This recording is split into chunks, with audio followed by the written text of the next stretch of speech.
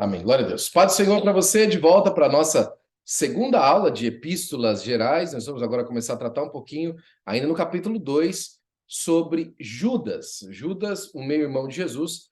Eu quero que você acompanhe comigo aí, em nome de Jesus. Amém? Vamos lá? Deixa eu colocar aqui para você na sua tela, para você poder acompanhar comigo todas as emoções. E aí nós vamos juntos, em nome de Jesus.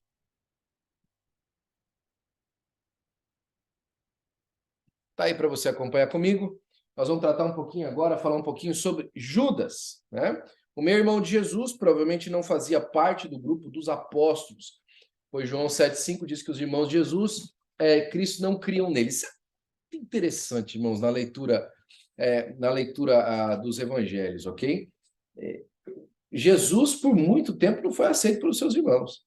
Aliás, a tradição fala que Tiago só veio, o meio-irmão de Jesus, Tiago, só veio a crer no Senhor Jesus Cristo depois da sua ressurreição. É interessante.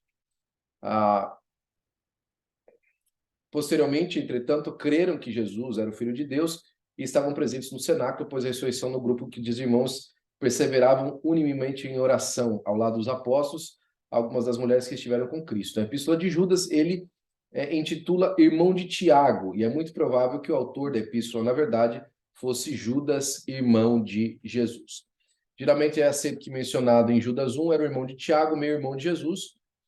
Veremos mais detalhes adiante, porém vale ressaltar agora que existe pouca informação na carta que possa indicar quando Judas escreveu, mas 90 depois de Cristo seria a data mais ideal.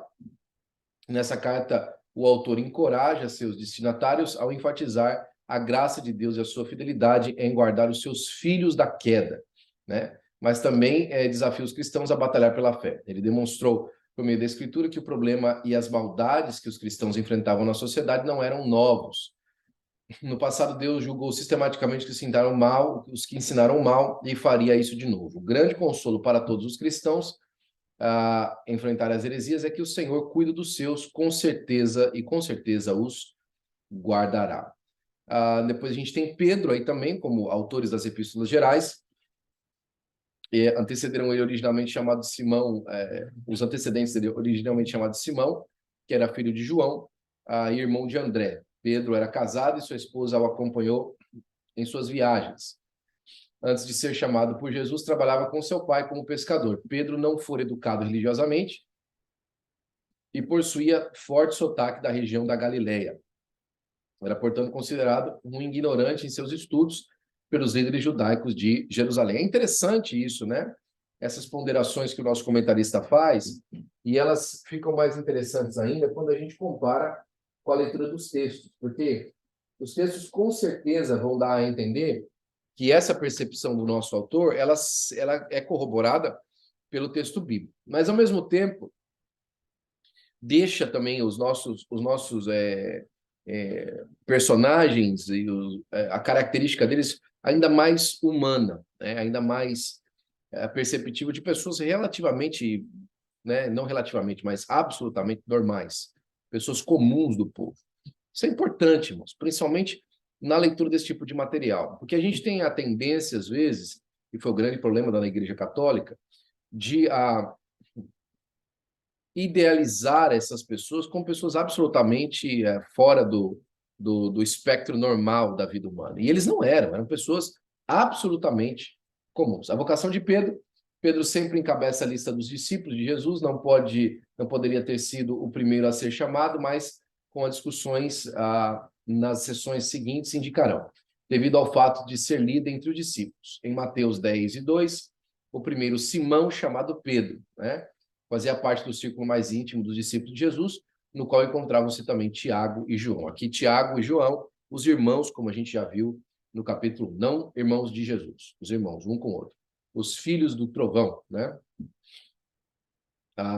Aqui tem bastante material sobre Pedro na sua apostila, que você pode dar uma leitura aí, uma lida, vai ser bastante interessante, página 27, página 28. O apostolado de Pedro. Depois da pergunta feita por Jesus como as pessoas viam e como eles pensavam, Pedro foi o primeiro a confessar Cristo como Messias prometido. Além disso, reconheceu que era o Filho de Deus e que tinha as palavras de vida eterna. Essa verdade não se desenvolveu por dedução ou por algum meio humano, mas com revelação de Deus ao coração de João. De acordo com Jesus, esse entendimento de Pedro seria uma grande bênção, não somente porque constituía a verdadeira base do evangelho para entender quem é Jesus, mas também porque essa seria a mensagem que eles proclamariam, né? Num jogo de palavras, Cristo disse que Simão, que o seu nome seria mudado para Pedro, para descrever seu papel no apóstolo de Jesus, que disse seria sobre essa pedra que a igreja seria edificada. Sobre essa pedra é uma tradução equivocada da frase. Na construção original do grego, o verbo é seguido de um particípio. Neste caso, é usado no sentido de construir algo em frente, e não somente reunido numa assembleia solene. Então, a partir disso, essa pedra, então, a partir desse início, a partir desse fundamento, vai se dar início, né? E uma pedra colocada na outra anuncia o edifício, que mais para frente a gente vai ver isso com bastante ênfase nas cartas paulinas também, né? E ele também fala, agora nós, como pedras vivas, somos edificados para edifício de Deus, né? É aquilo que ele fala mais para frente na sua carta. Vemos a promessa de Jesus cumprida em Atos, proclamou o evangelho no dia de Pentecostes, quase 3.000 judeus em Jerusalém se receberam a Jesus, e depois aí mais Cornélio, também a casa de Cornélio é um momento muito importante da vida de Pedro, e foi Pedro também que declarou aos líderes da igreja da Judéia que Deus concedera a salvação aos gentios. Sim, participações muito importantes dele. Os escritos de Pedro, de acordo com Papias, um escritor cristão do século II, o Evangelho de Marcos reflete o ensino de Pedro. O Evangelho de Marcos foi provavelmente, escrito logo depois da morte de Pedro. E João escreve mais ou menos como que mais que uma questão de consolação para os discípulos de Pedro sobre aquilo que Pedro ensinou durante a sua vida, o Evangelho de João Marcos, né? O Evangelho de Jesus começa na Galileia, depois a pregação de João Batista na Babilônia. 1 Pedro descreve o autor como Pedro, apóstolo de Jesus Cristo, testemunha das aflições de Cristo. A carta é endereçada aos cristãos dispersos na região, atualmente que é o norte da Turquia. Foi escrita por Silvano, e mais adiante estudaremos um pouquinho nisso na carta de Pedro. Silvano é quem redige a carta. Pedro não somente citou passagens específicas, como escolheu situações idênticas àquelas enfrentadas pelos cristãos para apoiar os seus argumentos. Pedro deu grande ênfase à obra de Cristo, como exemplo do amor e vida, né? 1 Pedro é referida como uma carta que fala sobre a verdadeira graça de Deus, na qual os cristãos são exortados a permanecerem firmes. 2 Pedro foi escrita para os cristãos descritos como obtiveram fé idêntica aos dos apóstolos, por meio da justiça de nosso Senhor Jesus Cristo. Fé idêntica é mais um tema importante, ok? Pedro reconhecia que não existia diferença se você veio a conhecer Jesus depois ou se você conheceu ele durante o seu ministério terreno. Isso é importantíssimo, irmãos, porque Pedro não faz distinção, mais uma vez, da própria natureza humana naquele momento. Fala, não, a gente tem a nossa relação firmada no Senhor, né? A confiabilidade da grandíssima e preciosa promessa de Deus seria a base da confiança dos cristãos na salvação. Pedro declarou que o desenvolvimento da vida cristã não era automático, mas exigia fé nas promessas do Senhor, ou seja, custava crer em Deus. Existe uma importante referência aos ensinos de Paulo como textos canônicos, pois Pedro indicou que eram mal empregados, assim como outras escritas. Então, tem aí também uma junção aí muito importante entre a temática daquilo que declara o apóstolo Paulo e aquilo que Pedro traz. Pedro faz assim, olha, Paulo escreve, realmente são palavras difíceis de entender, mas alguns torcem para a sua própria condenação. Ou seja, existe uma certa dúvida lançada sobre o bom relacionamento entre Pedro e o apóstolo Paulo, por conta de uma coisa que Paulo fala na carta aos Gálatas, que ele enfrentou Pedro na cara dele e falou para ele que ele estava errado. O texto aqui nos faz dizer e nos faz entender que se existiu alguma rusga entre os dois, se existiu algum tipo de desavença entre os dois, ela foi contornada. É provável que realmente tenha existido uma discussão forte entre eles dois, mas que tudo isso foi contornado. Isso era uma questão de andarem direito. A harmonia depende de esforço. Ninguém chega e todo mundo fica em harmonia um com o outro. A harmonia depende de esforço. Depende de você chegar e falar assim, olha, para a gente andar bem, isso aqui tem que ser resolvido.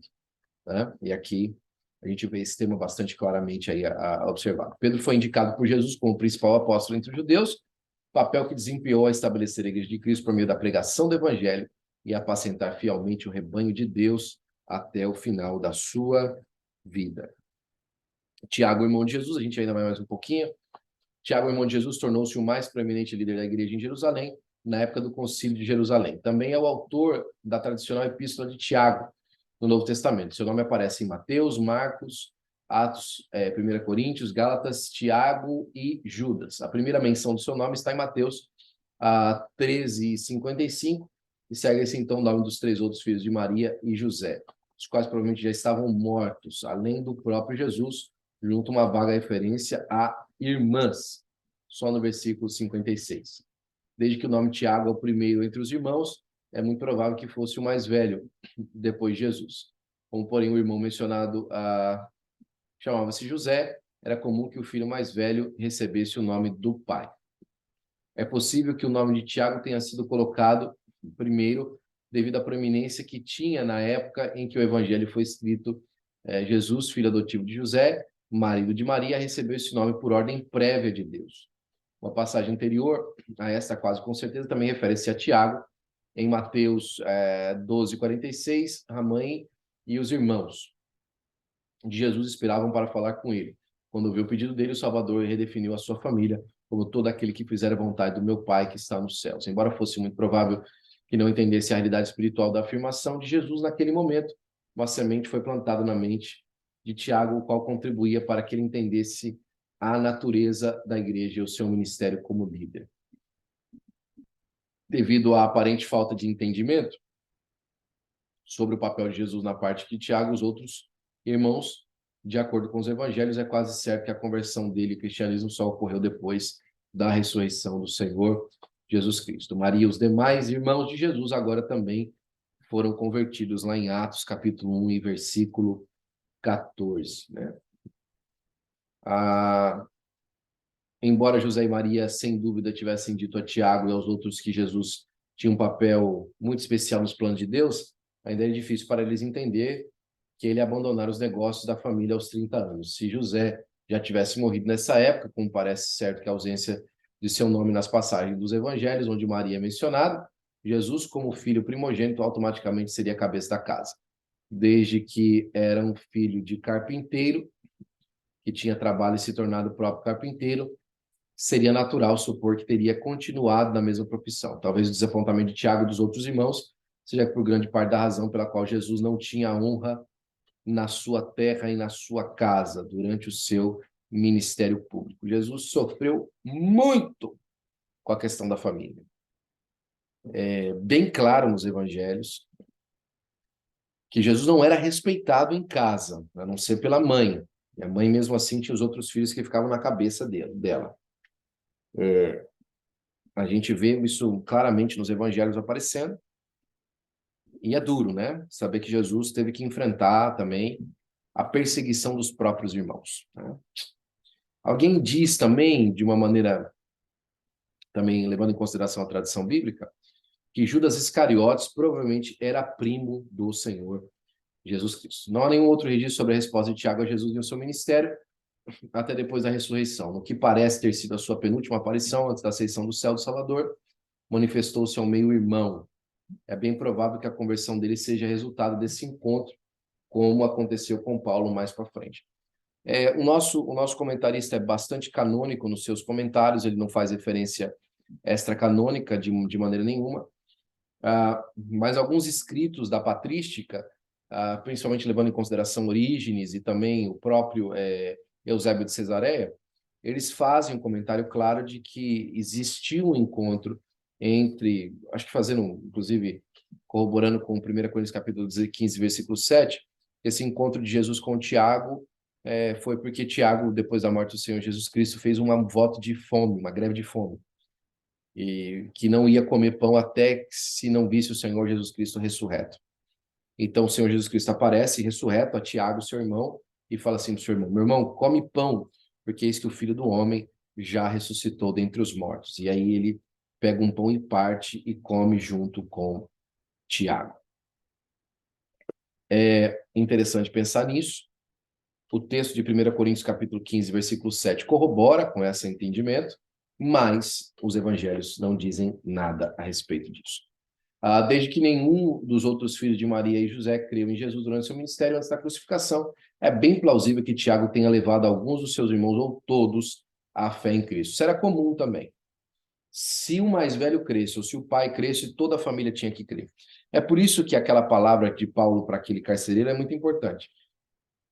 Crê no Senhor Jesus Cristo, será salvo tu e a tua casa, porque toda a família cria junto. Nesse sentido, a fé ela é manifestada de uma maneira bastante comunitária, né? Eu já tive algumas discussões, inclusive, com gente importante dessa área de percepção de como se dá a salvação, e uns argumentos das pessoas de falar sobre a fé comunitária é justamente nessa passagem. Mesmo a fé sendo comunitária, ela implica uma crença individual.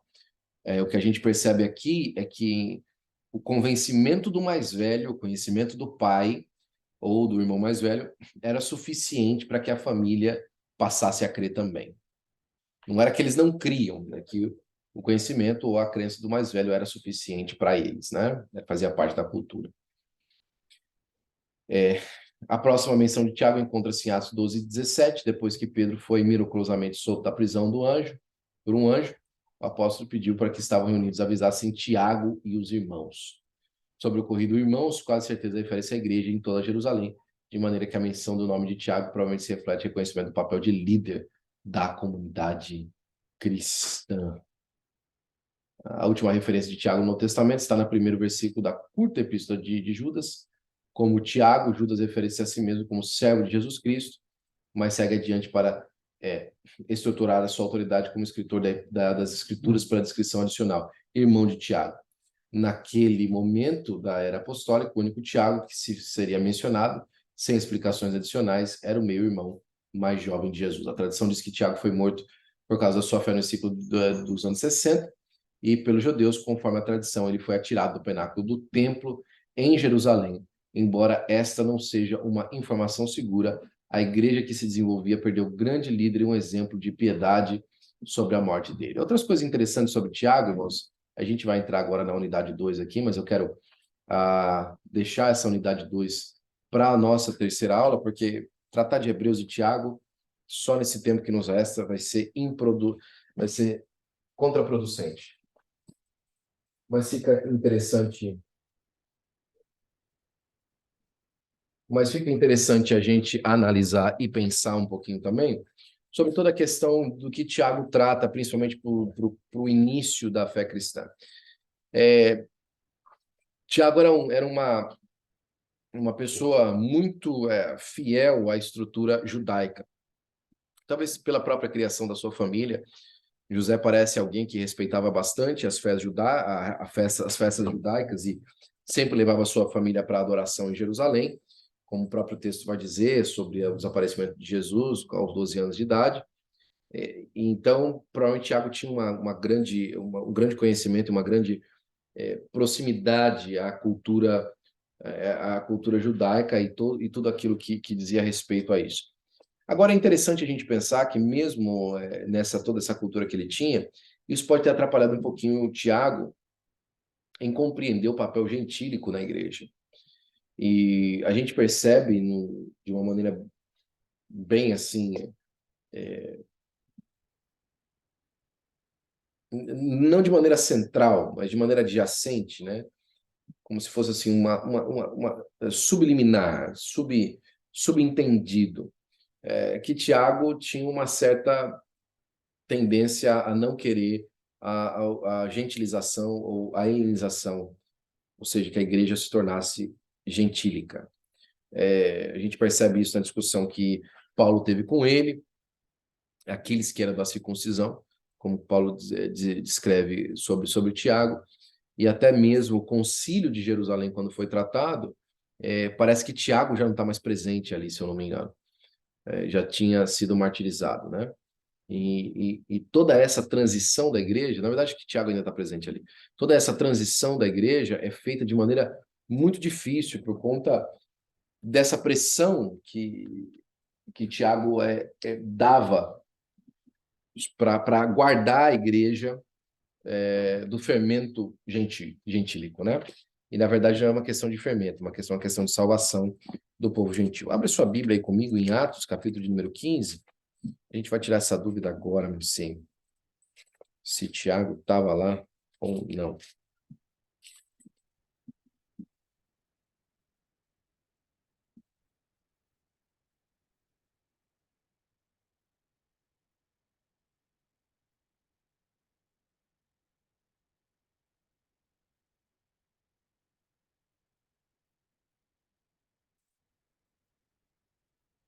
Tiago estava lá, presente.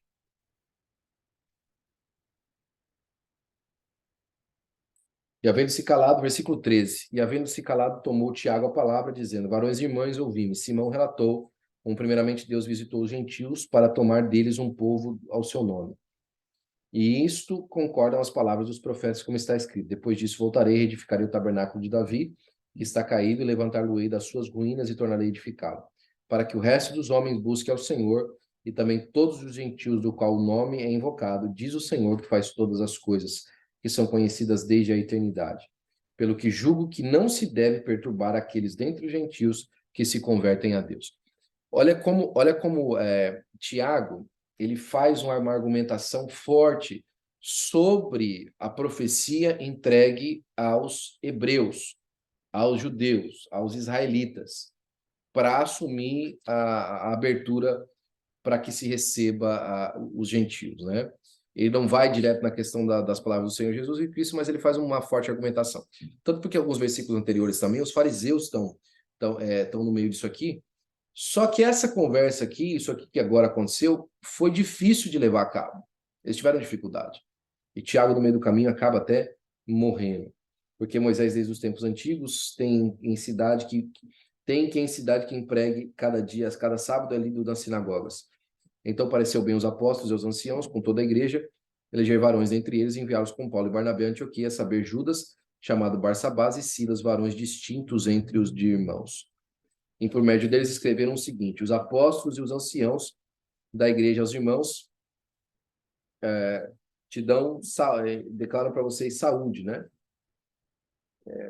Porquanto ouvimos que alguns saíram dentre vós por perturbaram com as palavras que transtornaram a vossa alma, não lhe tendo nos dado mandado. Pareceu bem, os reunimos concordemente, eleger alguns varões para enviá-los, como os nossos amados Barnabé e Paulo, homens que já expuseram a vida pelo Senhor Jesus Cristo. Enviamos, portanto, Judas e Silas, os quais de boca vos anunciarão também o mesmo. Na verdade, pareceu bem ao Espírito Santo e a nós não vos impor mais encargos alguns, senão essas coisas necessárias. 2 pontos. Que vos abstenhais das coisas sacrificadas aos ídolos e do sangue, da carne sufocada e da fornicação. Dessas coisas farei bem se vos guardarem, bem vos vá. E aí eles se inicia então de uma maneira mais amistosa a expansão da igreja para o mundo gentil. Não foi fácil, isso não aconteceu de maneira tranquila, de maneira calma. Quando a gente termina os estudos do livro de Atos Apóstolos e passa para as cartas paulinas, principalmente a carta de Gálatas, fala que em determinado momento Paulo teve que chamar a atenção das colunas, que, digam-se de passagem, são Pedro, Tiago e João, as colunas da igreja neotestamentária. Porque era um problema para eles entenderem, mesmo tendo declarado como a coisa se processava. Porque uma coisa é o seguinte, irmãos, tem muita coisa que a gente entende em Deus e para a gente levar a cabo aquilo que a gente entendeu em Deus leva tempo, né?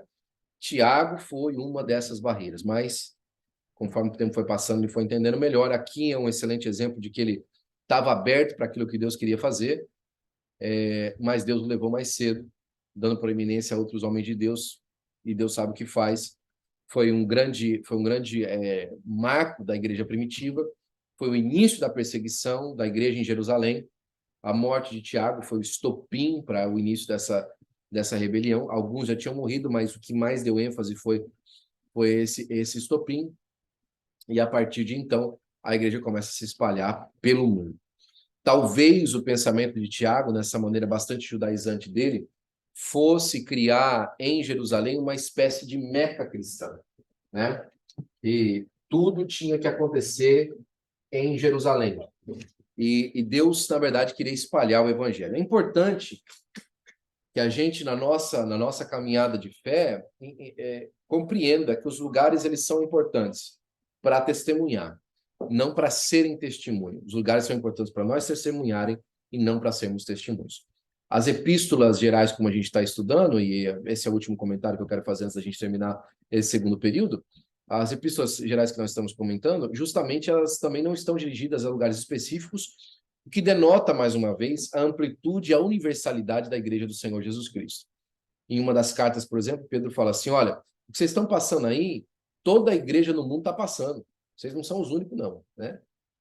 Todo mundo no mundo está passando por problemas também. Então, vocês fiquem tranquilos, porque faz parte da experiência humana e da experiência da igreja passar por problemas. Amém? Deus abençoe você em nome de Jesus. Essa é a nossa segunda aula. Semana que vem a gente volta no capítulo 3, Hebreus e Tiago. Que colosso! Vai ser extraordinário a gente estudar um pouquinho disso aí, tá bom? Deus te abençoe em nome de Jesus. E eu vou ficando um pouquinho aqui com os meus irmãos. Um abraço a todos. Deus te abençoe.